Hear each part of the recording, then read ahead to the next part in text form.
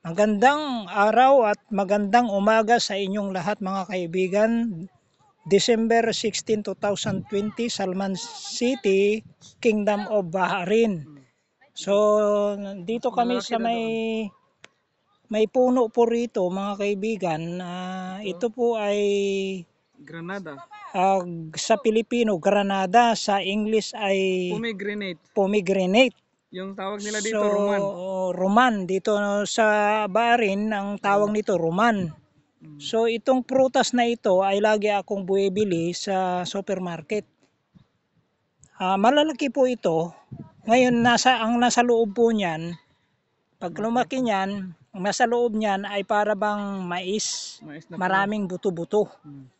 Pero itong ayon sa pag-research ko ito is very nutritious na prutas. Ayan yung bulaklak niya. Ayan si Brother Dib, ayan. So dito sa Kingdom, dito sa Bahrain, tumutubo ito mga kaibigan. At saka ito, alam nyo po itong puno na ito, yung talisay sa Pilipinas. Dito tumutubo rin ito.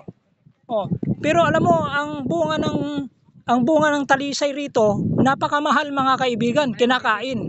9 BD o may equivalent to 1,200 pesos ang isang kilo mga kaibigan. Alam mo, hindi namin alam ito mga kaibigan doon sa Pilipinas. May mga puno kaming ganito eh. May mga puno kaming ganito doon sa Pilipinas, marami. Pero hindi man lang pumasok sa aming isipan na pwede palang kainin ang bunga nito. Kinakain. Ayan yan ang bunga niyan. Dito binibinta mga kaibigan. 900. Ayan. 9 BD. 9 BD ang special sa kanila ito eh. Ayan.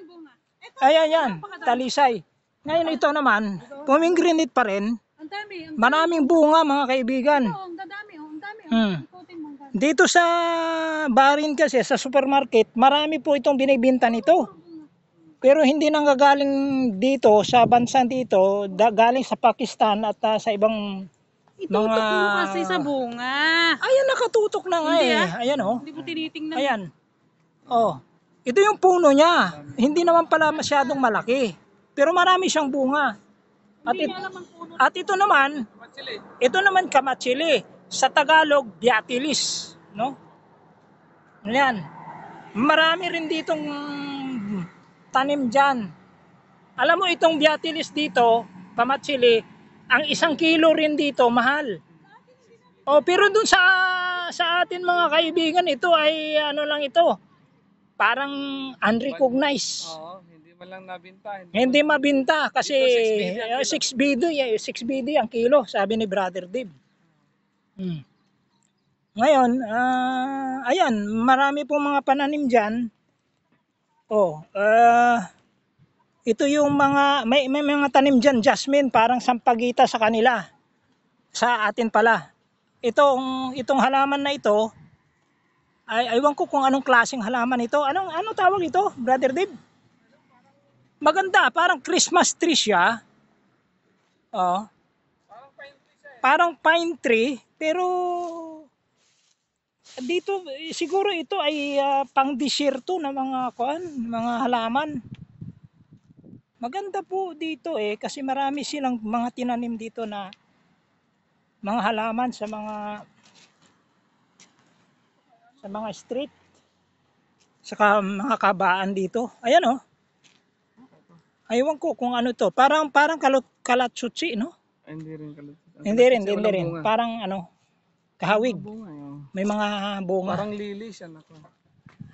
Kami ay maglalakad ng mga kaibigan papunta ron sa bundok na sinasabi ko kanina na man-made, pero tinaniman nila ng mga halaman, greenish mountain. Greenish man-made mountain. Ayan. Papunta na kami ron at ngayon ko lang napuntahan itong lugar na ito. Matagal na rin ako dito sa Bahrain, mga 17 years na ako rito. Pero hindi ko pa napupuntahan itong mga lugar na ito. Kaya ngayon, mabutit nakapunta na kami. At saka maganda yung klima rito ngayon, malamig.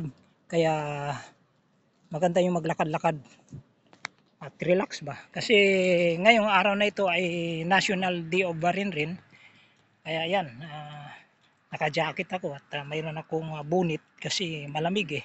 Ayan si Brother Dave, hindi naman nalalamigan kasi naligo na yan sa dagat mga kaibigan. Eh ako hindi ako pwede doon. Kasi lamigin akong tao eh. Kaya sa mainit lang ako. Kaya diyan sa mga lugar na may mga yelo, ay nako, ayaw ko diyan tumira mga kaibigan, sa totoo lang. Kaya pansamantala, babay muna tayo, out muna ako mula dito sa Barin. Salamat sa inyong panonood. Magandang araw, mabuhay kayong lahat. Bye bye.